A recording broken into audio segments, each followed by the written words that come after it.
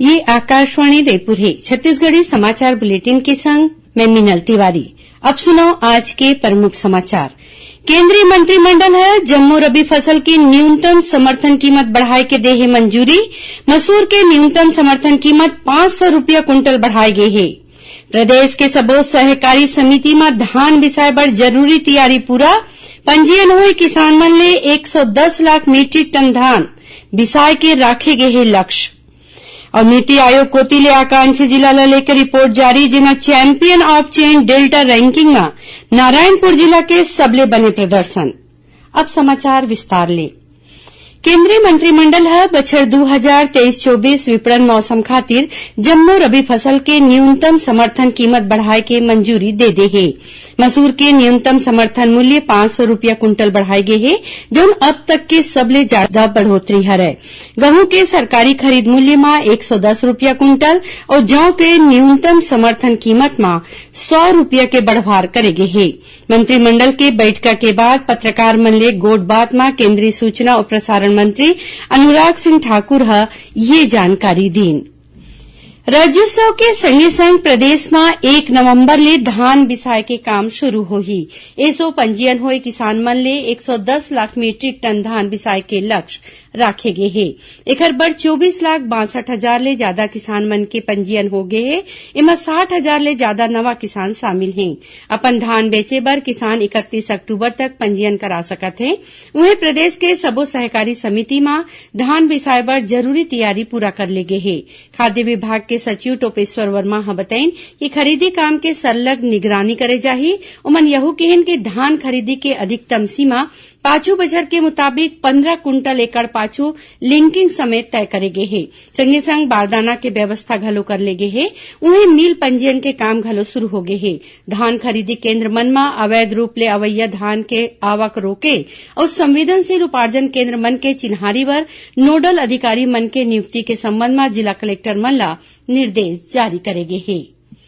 नीति आयोग कोती ले आकांक्षी जिला ला लेकर रिपोर्ट जारी करे गए है, जिमा champion of chain delta ranking में नारायणपुर जिला के प्रदर्शन बने रही से। देश में घोषित 112 आकांक्षी जिला में प्रदर्शन श्रेणी में सबले बने 5 जिला में नारायणपुर जिला 5वां स्थान में हवै। उन्हें स्वास्थ्य और पोषण श्रेणी में नारायणपुर जिला के दूसर स्थान है। इसमें शिक्षा श्रेणी के आधार में जारी मासिक डेल्टा रैंकिंग में नारायणपुर जिला ला 4था स्थान मिले है। राज्य में प्रवर्तन निदेशालय ईडी कोती ले छापा के कार्रवाई चलत है। रायगढ़ जिला कलेक्टर रानू साहू के गरियाबंद के पांडुका में उखर माता पिता और आने परिजन मन के घर में काली ईडी के टीम जांच करीन।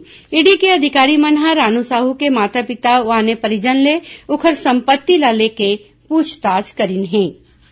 मुख्यमंत्री भूपेश बघेल कहन है कि राज्य सरकार आदिवासी मन ला 32% आरक्षण के फायदा दिवाए बर प्रतिबद्ध है। ये बातों मन काली रायपुर में आदिवासी समाज के जनप्रतिनिधि मन ले भेंट के बेरा कहीन। मुख्यमंत्री है प्रतिनिधि मंडल संग आरक्षण के मुद्दा में गोठ बात करत कहीन कि राज्य में आदिवासी मन ला 32% के आरक्षण के फायदा दिवाए बर जरूरी कदम उठाए जाते। उमन कहन कि राज्य सरकार ये विषय ला लेके सर्वोच्च न्यायालय जाही। मुख्यमंत्री भूपेश बघेल कहन कि लोगन के आय में वृद्धि और सबके समृद्धि राज्य सरकार के उद्देश्य है। ये बात मुख्यमंत्री है आज भेंट मुलाकात कार्यक्रम में सक्ती जिला में चंद्रपुर विधानसभा क्षेत्र के मुक्ता गांव में कहीन। ये बेरा में मुख्यमंत्री है मुक्ता, जमगहन, मालखरौदा, सिघरा और सारस डोल में आने निर्माण काम के घोषणा करीन। छत्तीसगढ़ी समाचार बुलेटिन आप मन आकाशवाणी रायपुर ले सुना था। अब आगू बढ़न बाचे समाचार कोती। रायपुर स्थित इंदिरा गांधी कृषि विश्वविद्यालय में राखे गए अंतर्राष्ट्रीय कृषि मड़ई एग्री कार्निवाल आज सिरागे। आज समापन मौका में राज्यपाल अनुसुईया उइके मौजूद रहीन। 5 दिन चलैया ये कार्निवाल में दक्षिण अफ्रीकी देश के संगे संग साउथ एशियन देश नेपाल, बांग्लादेश, श्रीलंका और भारत समेत करीबन 15 देश के कृषि वैज्ञानिक शामिल हुईन। एमा एक ठिन प्रदर्शनी घलो लगाए गे रही से ये मड़ई में किसान मन नवा तकनीक बउरे के जानकारी लीन। बिलासपुर जिला के कोटा में आदिवासी लोक कला महोत्सव के आयोजन करेगी। इस कार्यक्रम में माई पहुना के रूप में राज्यपाल अनुसुईया उइके संगरीन कार्यक्रम में बोलत मन किहिन की आदिवासी समुदाय ह प्रकृति संग्रहत आदिकाल ले सरलग अपन रहन सहन के देखभाल करत प्रकृति के बचाव बर काम करे हे। आदिवासी समाज के धर्मगुरु मन ह विश्व के रक्षा बर पर्यावरण के संतुलन के सिद्धांत ला जिंदगी में अपनाए के संदेश दिन हे। ओमन किहिन के ये संदेश के प्रचार आधुनिक समाज ला नवा दिशा दे सकत हे। ये महोत्सव के आयोजन छत्तीसगढ़ सर्व आदिवासी समाज कोती ले करेगी। विदेश में रहत छत्तीसगढ़ के अप्रवासी भारतीय मन ला जोड़े और छत्तीसगढ़ के कला साहित्य ला सजोए राखे और प्रचार प्रसार करे बर गठित एनआरआई सेल के पहली बैठका आज मंत्रालय में हुई। गृह विभाग के प्रमुख सचिव मनोज पिंगवा के अगुवाई में हुई ये बैठका में निवेश और तकनीकी बदलाव जैसन मुद्दा ला सहयोग ला लेके गोट बात हुई। संगे संग विदेश में रहत अप्रवासी भारतीय मन संग जीवंत संबंध बनाए राखे और राज्य के प्रगति बर जरूरी सुझाव लेके संबंध में गोट बात करेगी। कोंडागांव जिला कलेक्टर ह पंचायत अधिकारी मन ले ऑनलाइन ठगी ले सतर्क रहे के अपील करीन हे। खबर के मुताबिक पांचों दिन जिला के आने आने ग्राम पंचायत के पदाधिकारी मन ला एक जिन अज्ञात मनखे कोती ले फोन में निर्माण काम बर रकम आवंटित कराए के लालच दे जात रहीस। जिला कलेक्टर ह ये मामला में संज्ञान लीन है। उमन पंचायत पदाधिकारी मन ले किहिन कि सिर्फ विभागीय अधिकारी मन ही विकास काम के मंजूरी दे सकत हैं। एखर सेती कोनो किस्म के लालच में झनावे। इही बीच कोरबा जिला पंचायत के मुख्य कार्यपालन अधिकारी ह पाली ब्लॉक के 2 जिन सचिव, करतला के 1 सचिव और करारोपण अधिकारी मन ला निलंबित कर दे हे। निलंबित कर्मचारी मन पर सरकारी योजना चलाए में कोताही करे के आरोप हवय। भिलाई में रोजगार सृजन केंद्र के स्थापना करेगे है। ये प्रदेश के दूसरा रोजगार सृजन केंद्र है।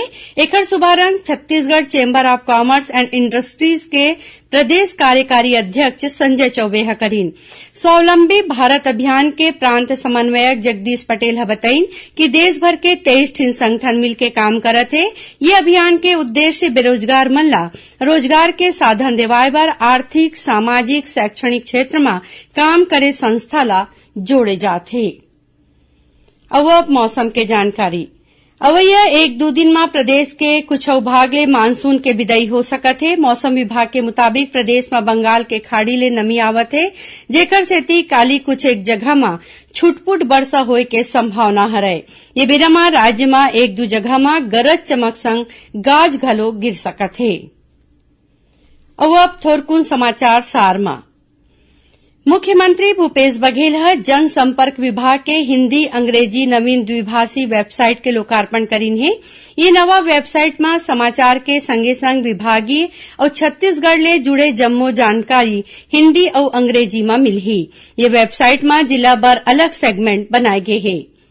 नारायणपुर ओरछा रद्दा में झोरी गांव तीर माओवादी मन ह एचडीडी मशीन और ट्रक में आगी लगा दीन। ये क्षेत्र में बीएसएनएल कोती ले फाइबर केबल बिछाए के काम करे जाते।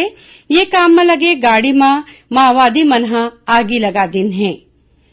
बिलासपुर में जमीन विवाद ला लेके 2 पक्ष के बीच चाकूबाजी और मारपीट के घटना हुई है, जिमा एक मनखे ह घायल हुए है। पुलिस आरोपी मन के बीच बलवा और हत्या के मामला दर्ज करे है। और जांजगीर और खोखरा गांव तीर राष्ट्रीय राजमार्ग बनाए के बेरा धुर्रा उड़ाए ले हलाकान गांव के लोगन मन आज चक्का जाम करीन। पुलिस के समझाइश ले ओमन अपन चक्का जाम ला खत्म करीन है। आखिर में प्रमुख समाचार एक घाव फेर। केंद्रीय मंत्रिमंडल ह जम्मो रबी फसल के न्यूनतम समर्थन कीमत बढ़ाए के दे है मंजूरी। मसूर के न्यूनतम समर्थन कीमत 500 रुपया कुंटल बढ़ाए गे है। प्रदेश के सबो सहकारी समिति में धान विसाए बर जरूरी तैयारी पूरा। पंजीयन होए किसान मन ले 110 लाख मीट्रिक टन धान बिसाए के राखे गे हे लक्ष्य। और नीति आयोग कोती ले आकांक्षी जिला ले लेकर रिपोर्ट जारी, जिमा champion of chain delta ranking में नारायणपुर जिला के सबले बने प्रदर्शन। एकरे संग छत्तीसगढ़ी समाचार बुलेटिन इहे सिरावत है। जय जोहार।